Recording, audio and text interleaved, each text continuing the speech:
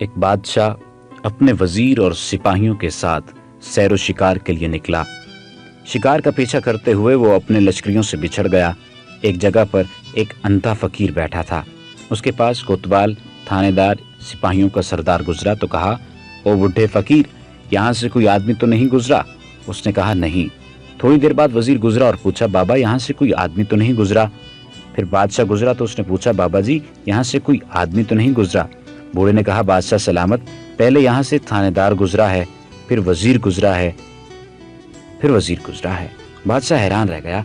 कहा, बाबा जी आप तो नाबीना हैं, आपको कैसे पता चला कि एक कोतवाल है और एक वजीर है और फिर वजीर है, और मैं बादशाह हूँ? फकीर ने कहा, अल्फाज से पता चला और मैंने बसीरत से समझ लिया कि ये अल्फाज किसके हैं। कोतवाल ने कहा, ओ बूढ़े। वजीर ने कहा, बाबा। और आपने कहा, बाबा जी।